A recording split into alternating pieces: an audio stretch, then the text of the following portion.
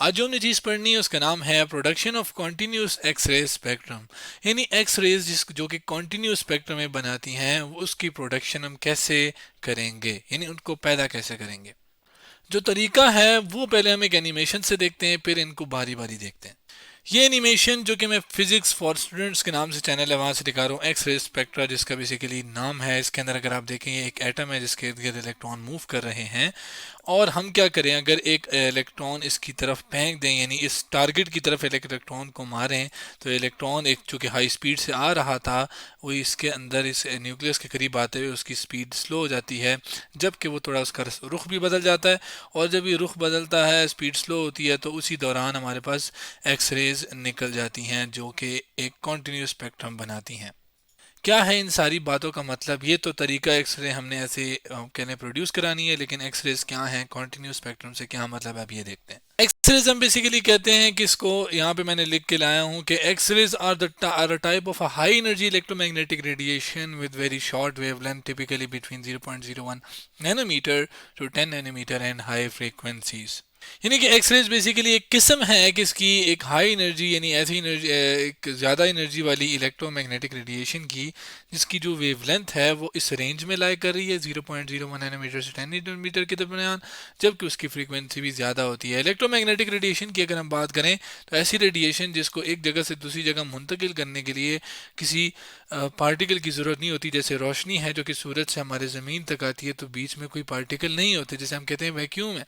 तो फिर लेकिन वो लाइट क्या नहीं आती, उससे होकर आती है हमारे पास। यानी कि जो वो लाइट जो कि सूरज से हमारे तक आती है वो इलेक्ट्रोमैग्नेटिक रेडिएशन की किस्म है। इसी तरीके से एक्स रे भी इसी तरह की एक लाइट की किस्म है जिसकी वेवलेंथ हमारे पास ये होती है। वेवलेंथ क्या है? एक वेव की बात करें तो ये एक वेव है, इसमें ये क्रस्ट और ये ट्रफ कहलाता है। तो ये जो हॉरिजॉन्टल फासला ये है, इसको हम क्या कहते हैं? वेव लेंथ, लेम्टा से डिनोट करते हैं, और इसकी एक्सरे के लिए रेंज ये वैल्यू होती है। अगर हम बात करें कॉन्टिन्यूस एक्सरे स्पेक्ट्रम की, क्या है स्पेक्ट्रम? बेसिकली जैसे इंसान का फिंगरप्रिंट होता है, इसी तरह इन एक्सरेज का भी एक फिंगरप्रिंट जिसे हम स्पेक्ट्रम कहते हैं, वो क्या है? वो यहाँ पे मैंने लिखा है कॉन्टिन्यूस स्पेक्ट्रम के लिए कि the production of broad range of X-rays wavelength is called X-rays spectrum. मतलब कि जब एक एटम से, फर्ज करें इस एक एटम से हमारे पास जो भी हमने इसके साथ किया एनिमेशन में हमने देखा एक्सरेज निकले, लेकिन वो एक्सरेज कैसी हों कि फ़र्ज़ करें एक एक्सरे निकली, उसकी जो मतलब वेवलेंथ है वो 0.01 हो, फ़र्ज़ करें नैनोमीटर ज़ाहिर है। फिर अगली हो उसकी भी तकरीबन तकरीबन इतनी हो 0.02, इस तरह बहुत ज़्यादा निकल रही हो, लेकिन उनकी जो भी वेवलेंथ हो, आप कह रहे हैं इस रेंज के अंदर कोई भी वैल्यू हो 0.03, एक कॉन्टीन्यूस वेवलेंथ की वैल्यूज आ रही हों जो कि कॉन्टीन्यूस स्पेक्ट्रम बनाती हैं, इसको हम कहते हैं कॉन्टीन्यूस एक्सरे स्पेक्ट्रम।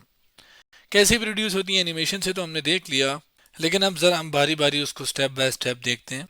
ये हमारे पास एक इलेक्ट्रॉन, जो कि मैं वही सिनेरियो अपनी इस तस्वीर से दिखाना चाह रहा हूँ। ये इलेक्ट्रॉन जिसके ऊपर एक नेगेटिव चार्ज होता है, जबकि ये आपके ऊपर न्यूक्लियस है उस एटम का या उस टारगेट का जिसके ऊपर पॉजिटिव चार्ज है, जबकि बाकी जो इलेक्ट्रॉन इसके इर्द गिर्द घूम रहे हैं उन सब के ऊपर भी क्या है?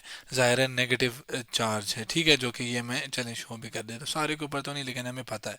तो अगर हम क्या करें कि एक फास्ट मूविंग इलेक्ट्रॉन, यानी एक बहुत तेजी से आने वाला इलेक्ट्रॉन, उसको एक टारगेट जो कि मेटल का हो, अमूमन मेटल में भी अमूमन जो इस एग्जांपल मैं अगर दूं तो टंगस्टन का इस्तेमाल करते हैं। टंगस्टन बेसिकली एक मेटल है। तो जब हम वही फास्ट मूविंग इलेक्ट्रॉन उस मेटल टारगेट के ऊपर, जैसे एक एटम है उसके ऊपर फेंकते हैं, तो चूंकि इस इलेक्ट्रॉन के ऊपर एक नेगेटिव चार्ज है और इस न्यूक्लियस जिसके ऊपर बेसिकली पॉजिटिव चार्ज है, मैं यहाँ पे चले लिख भी देता हूँ कि ये जो न्यूक्लियस लेबल कर लिया है इसके ऊपर पॉजिटिव चार्ज है, तो जाहिर है नेगेटिव चार्ज और पॉजिटिव चार्ज के दरमियान एक इंटरेक्शन होती है। आप कह लें दोनों ऑपोजिट हों या सेम चार्जेस हों, एक दूसरे के ऊपर एक फोर्स लगाते हैं जो कि स्ट्रॉन्ग कूलम अट्रैक्शन हम कह सकते हैं उसे। कूलम बेसिकली फोर्स होती है, वो कूलम फोर्स कहते हैं, और वो दो चार्जेस के दरमियान होती है। तो होता यह है कि जब ये दोनों आमने सामने आते हैं, कौन बड़ा इलेक्ट्रॉन ये न्यूक्लियस के करीब आता है, तो ये न्यूक्लियस और ये एक दूसरे को बेसिकली अट्रैक्ट कर रहे होते हैं। ये न्यूक्लियस इसे अपनी तरफ खींचना चाह रहा होता है, इसी वजह से तो वो, अगर आप देखें तो वो सीधा जाने की बजाय, मतलब अगर मैं इसको यूं कर लूँ तो वो सीधा जाने की बजाय उसका बैंड न्यूक्लियस की तरफ होता है और स्लो हो जाता है। चूंकि उसकी स्पीड बहुत हाई होती है तो वो सिर्फ उसका रास्ता रुख बदल जाता है और आगे निकल जाता है। उसको मैं लिख सकता हूँ कि कूलम इंट्रैक्शन की वजह से, कूलम फोर्स की वजह से जो रास्ता है, रुख है, वो पाथ है, वो बदल गया, किसका? इलेक्ट्रॉन का, जो कि बेंड हो गया। ठीक है। ना सिर्फ रास्ता बदला, बल्कि हमने ये भी देखा एनिमेशन में कि वो आहिस्ता भी हो गया, यानी आहिस्ता होना, पहले उसकी रफ्तार डिफरेंट थी, वो आहिस्ता हो गया और उसके डायरेक्शन भी चेंज होगी, तो इसको हम क्या कहते हैं, डी एक्सेलरेट होना। एक ख़ास डायरेक्शन में एक स्पीड का स्लो हो जाना, इसको हम कहते हैं डी एक्सेलरेशन, और जो कि ये इलेक्ट्रॉन डी एक्सेलरेट हो गया। अब डी एक्सेलरेट हो गया और उससे फिर क्या हुआ कि हमें एक्सरेज निकलने को मिली, कि यानी हमारे पास एक्सरेज निकलनी जो कि कॉन्टिन्यूस एक्स स्पेक्ट्रम बना रही थी। क्यों? क्योंकि अगर हम क्लासिकल इलेक्ट्रोमैग्नेटिक थ्योरी के पास आए, यानी जो पुरानी एक आप कह लें थ्योरी है किसकी, फिजिक्स की, जिसको इलेक्ट्रोमैग्नेटिक थ्योरी हम कह सकते हैं, तो उसके मुताबिक जब भी कोई चार्ज पार्टिकल, जैसे इलेक्ट्रॉनिक चार्ज पार्टिकल, वो एक्सेलरेट करता है, यानी उसकी रफ्तार तब्दील होती है वक्त के लिहाज से, या उसकी डायरेक्शन भी कह सकते हैं, तो वो क्या है कि उसको हम एक्सेलरेटेड चार्ज कहते हैं। तो वो क्या करता है कि वो इलेक्ट्रोमैग्नेटिक रेडिएशंस को इमिट करता है। एक्सरे भी तो एक इलेक्ट्रोमैग्नेटिक रेडिएशन ही है, तो वो एक इलेक्ट्रोमैग्नेटिक रेडिएशन को इमिट करता है, आप कहें निकालता है, खारिज करता है, जिसको आप कह सकते हैं। उस रेडिएशन को फिर हम ब्राम स्टारलिंग भी कहते हैं, जो कि एक जर्मन वर्ड है, मतलब जर्मनी की जो ज़ुबान है उसके अंदर ये लफ्ज़ का इस्तेमाल किया जाता है, जिसका बेसिकली मतलब क्या है, इसका मतलब है ब्रेकिंग रेडिएशन। ब्रेकिंग बेसिकली अगर आप देखें तो ये जो वर्ड है ब्रेम, ये बेसिकली क्या है, ब्रेकिंग के लिए है, जो कि स्टार्लिंग क्या है, ये है रेडिएशन के लिए आप कह लें। ब्रेकिंग का मतलब जैसे हम गाड़ी के ऊपर ब्रेक दबा के उसको स्लो करते हैं ना, इसी तरह ये इलेक्ट्रॉन भी जब स्लो हो रहा है तो बेसिकली ब्रेक स्लो हो रहा है, रेडिएशन हमने देख लिया कि वो रेडिएशन इमिट कर रहा है, ठीक है। तो आप कह सकते हैं कि ये वो रेडिएशन है जो कि इलेक्ट्रॉन के स्लो डाउन होने की वजह से एक किस्म की हमारे पास आ रही हैं, जिसको हम ब्रेम स्टार्लिंग कह रहे हैं। अब ये सारी चीज़ें तो हमने देखी कि अच्छा ऐसा हो रहा है, लेकिन ऐसा क्यों हो रहा है, ये एक इम्पॉर्टेंट क्वेश्चन है। वो ये है, सॉरी, वो होता इस वजह से है कि अगर आप देखें तो ये इलेक्ट्रॉन जो कि बाकी इलेक्ट्रॉन, इसके ऊपर भी तो नेगेटिव चार्ज है ना, मतलब बाकियों के पास, तो ये इलेक्ट्रॉन जब करीब आता है तो इन इलेक्ट्रॉन के ऊपर भी एक रिपल्सिव फोर्स लगाता है, कि नहीं आप कह रहे हैं इनको भी एक किस्म की थोड़ी बहुत एनर्जी दे देता है, इसको भी, इन बाकियों को भी, और एनर्जी देता है, फोर्स लगाता है आप कह लें, और इन दोनों के दरमियान, मतलब आप कह लें इनके दरमियान भी आपस में एक इंटरेक्शन होती है। फिर न्यूक्लियस से जब वो गुजरता है तो वो खुद भी एक्सेलरेट हो जाता है, सॉरी डी एक्सेलरेट हो जाता है, जिसकी वजह से आप कह लें कि वो एक्सेलरेशन होने की वजह से भी ये एक रेडिएशंस को इमिट करता है, लेकिन जो इलेक्ट्रॉन जिनको ये इनके ऊपर फोर्स लगाता है, इंटरेक्शन होती है, इसको भी एनर्जी मिल जाती है किस्म की। होता है कि उस एनर्जी की वजह से इलेक्ट्रॉन एक किस्म का ऊपर हाई लेवल में चले जाते हैं, और हाई लेवल पे जाने के बाद जब वो अनस्टेबल होते हैं तो स्टेबिलिटी गेन करने के लिए वो वापस आ जाते हैं।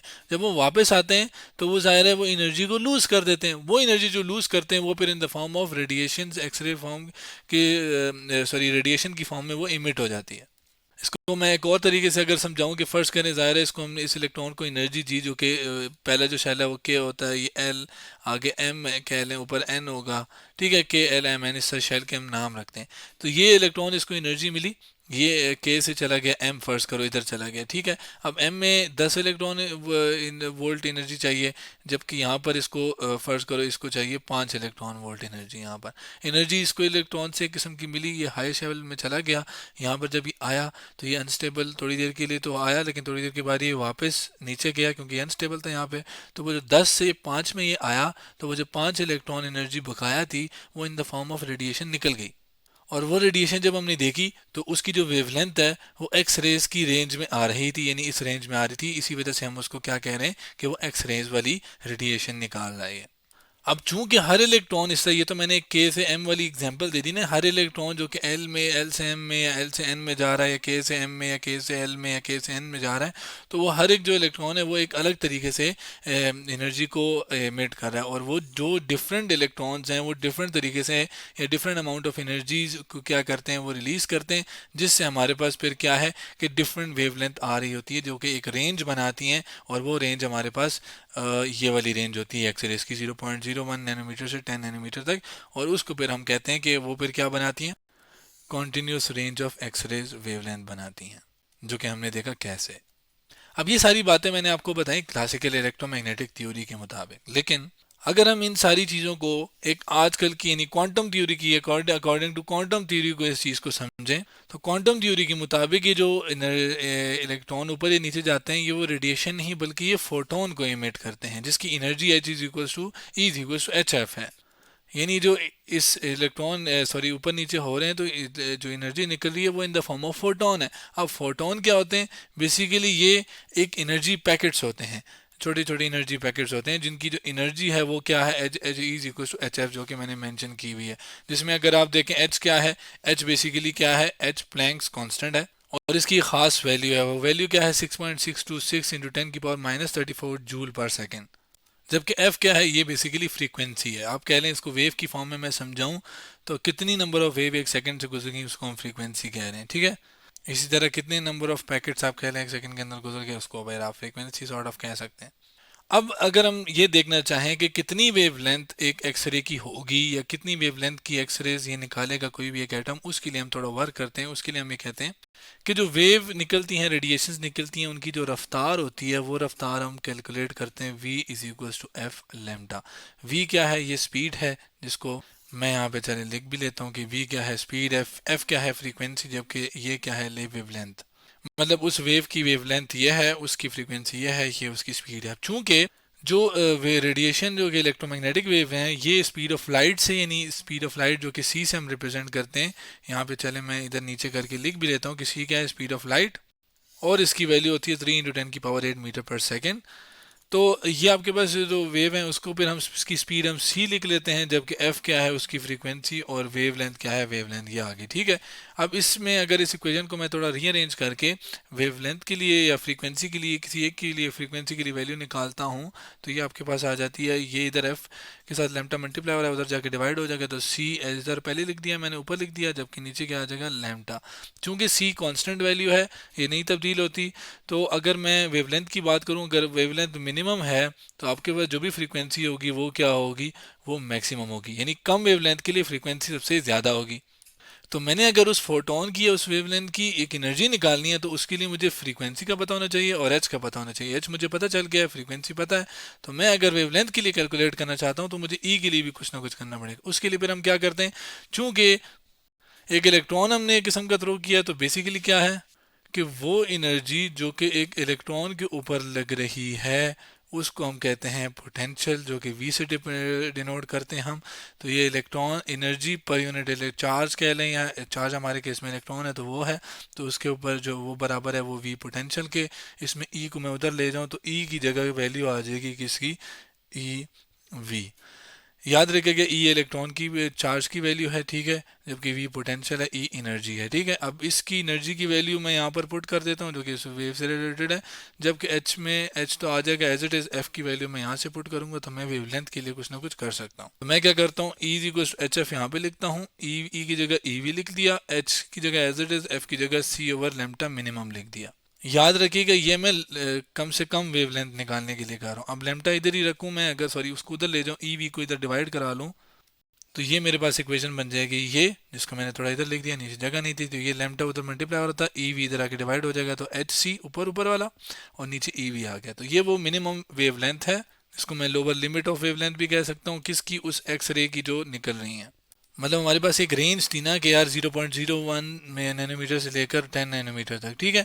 तो वो जो लोअर लिमिट है वो हमारे पास ये है। मैक्सिमम लिमिट के लिए क्या करूँगा कि मिनिमम फ्रीक्वेंसी लूँगा, क्योंकि फिर मैक्सिमम अगर मैंने वेवलेंथ निकालनी है तो ये मैक्सिमम अगर होगी तो ये मिनिमम होगी, और ये मिनिमम वाली वैल्यू फिर इसमें मैं डालूंगा, उस लिहाज से फिर मैक्सिमम वेवलेंथ की वैल्यू आ जाएगी जो कि ये आएगी। फिर सेम चीज़ें होंगी लेकिन वो फिर मैक्सिमम के लिए होंगे। अगर आप देखें मिनिमम वेवलेंथ जो है वो ई चार्ज और वी पोटेंशियल और एच सी पे डिपेंड करे, ये तो कांस्टेंट है। बाकी ये चीज़ें हैं कि उस इलेक्ट्रॉन जो कि आप चार्ज इलेक्ट्रॉन है उस पर डिपेंड करिए, और वो पोटेंशियल जो हम क्रिएट करा रहे हैं उस पर डिपेंड करिए, मतलब कितना काम हो रहा है एक चार्ज के ऊपर, उसके पर ये चीज़ डिपेंड कर रही है। तो यूँ आप कह लें हम प्रोडक्शन कर सकते हैं एक्सरेज जो कि कॉन्टीन्यूस वाली हों, ठीक है।